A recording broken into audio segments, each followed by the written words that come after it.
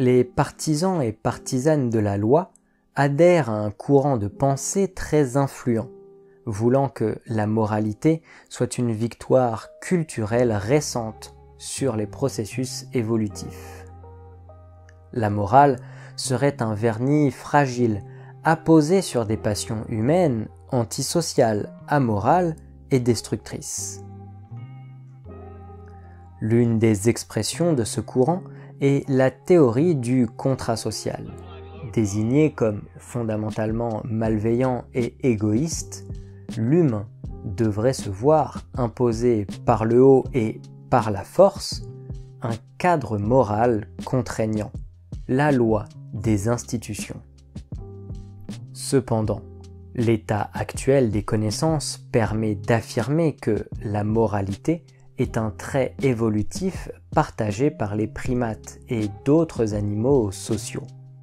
Cette affirmation était déjà présente dans les écrits de l'évolutionniste russe et théoricien anarchiste Pierre Kropotkin.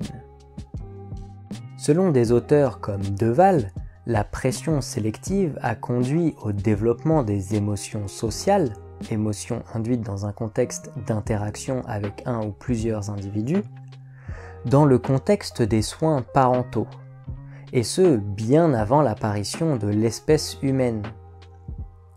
Savoir protéger et prendre soin de la progéniture représente un défi adaptatif majeur pour la survie d'une espèce, et ce défi est exacerbé chez l'humain, dont le nouveau-né est particulièrement vulnérable et dépendant.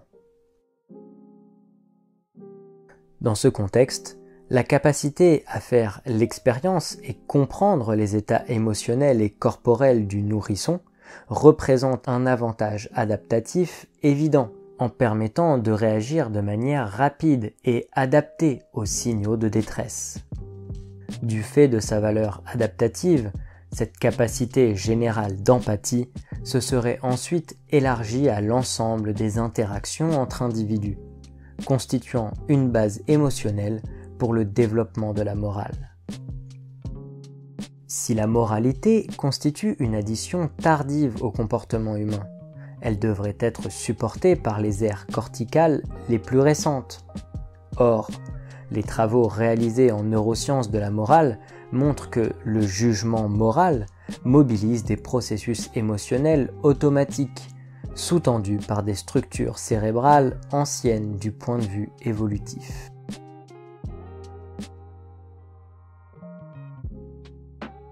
La loi n'entretient donc aucun rapport avec notre capacité à adopter un comportement moral.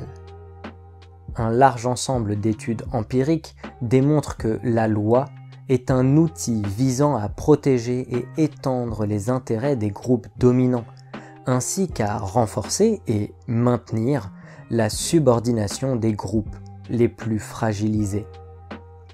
Les rôles sociaux comme la police peuvent d'ailleurs être considérés comme un aspect des relations intergroupes visant à protéger la hiérarchie par l'exercice de la terreur, harcèlement, intimidation, violence contre les groupes dominés. Si les partisans et partisanes de la loi tiennent à ce point à leur théorie naïve, théorie du contrat social, théorie du vernis, c'est parce que celles-ci peuvent être considérées comme des mythes accentuant la hiérarchie, des ensembles de valeurs, croyances, stéréotypes dont la fonction est de fournir une justification morale à la discrimination et ainsi de réguler les tensions entre groupes dominés et groupes dominants.